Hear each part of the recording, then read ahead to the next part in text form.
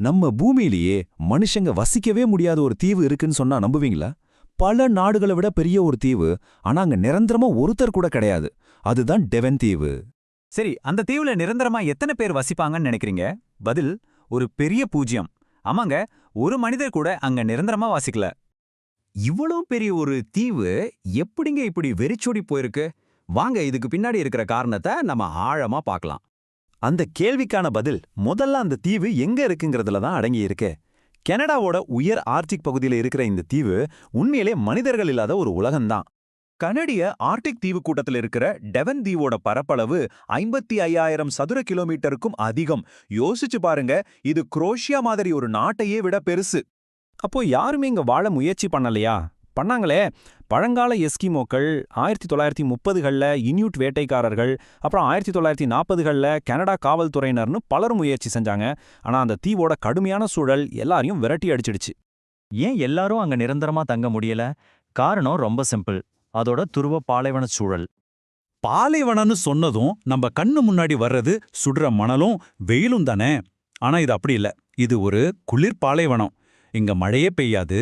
நிலம் வருஷம் முழுக்க உறைஞ்சு போய் தான் இருக்கும். இந்த நம்பர்ஸ பாருங்களேன். சராசரி வெப்பநிலையே -16°C. நம்ம வீட்டு ஃப்ரீசருக்குள்ள இருக்கிறத விட குளிர் அதிகம். அட, கோடை காலத்துல கூட வெப்பநிலை 8 டிகிரிக்கு மேல போறதே பெரிய விஷயம். வருஷத்துல வெறும் 45ல இருந்து 50 நாள் மட்டும்தான் பனி இல்லாம வெறும் நிலத்தையே பார்க்க முடியும். மனுஷங்க வாழவே தகுதியில்லாத இந்த இடம் எப்படி விஞ்ஞானிகளுக்கு ஒரு சொர்க்கமா மாறுச்சு? அதுக்கு காரணம், இந்த இடத்துக்கு ஒரு செல்ல பேர் இருக்கு: பூமியின் குட்டி செவ்வாய். இதுக்கு முக்கிய காரணம் ஆஃப்டன் பள்ளம். சுமார் 39 மில்லியன் வருஷங்களுக்கு முன்னாடி ஒரு பெரிய விண்கல் வந்து மோதுனதால உருவானதுதான் இந்த பள்ளம். கிட்டத்தட்ட 23 கிலோமீட்டர் அகலம். பூமியில மத்த இடங்கள்ல இந்த மாதிரி பள்ளங்கள் காலப்போக்கில் அழிஞ்சிடும். ஆனா இங்க இருக்கிற உறைபனி அதை அப்படியே பாதுகாத்து வச்சிருக்கு. சிட்டி நிறுவனத்தோட விஞ்ஞானி பாஸ்கல் லீ என்ன சொல்றாருன்னா, டெவன் தீவோட நிலப்பரப்பு செவ்வாய் கிரகத்தோட பள்ளத்தாக்குகளை அப்படியே அச்சசலா ஒத்துருக்குன்னு சொல்றாரு. இந்த ஒரு ஒற்றுமை போதும் விஞ்ஞானிகளை இங்கு காந்த மாதிரி இழுக்க. செவ்வாய் கிரகத்தோட இவ்வளவு ஒத்து போறதால டெவன் தீவு இப்போ விண்வெளி வீரர்களுக்கு ஒரு முக்கியமான பயிற்சி மையமா மாறியிருக்கு. சரி, அங்க அப்படி என்னதான் பண்றாங்க? வாங்க பார்க்கலாம். இங்க Haughton Mars project, Flashline Mars ஆராய்ச்சி நிலையம்னு பல திட்டங்கள் நடக்குது. இதுல எல்லாம் செவ்வாய் கிரகத்துல இருக்கிற மாதிரியே ஒரு சூழலை உருவாக்கி நிறைய சோதனைகள் செய்றாங்க. சொல்லப்போனா நாசா கூட அவங்களோட அடுத்த தலைமுறை ரோவர்களை இங்கதான் டெஸ்ட் பண்றாங்க. ஒரு செவ்வாய் நடை ஒத்திகை எப்படி நடக்கும் தெரியுமா? முதல்ல மிஷனை பத்தி முழுசா விளக்குவாங்க.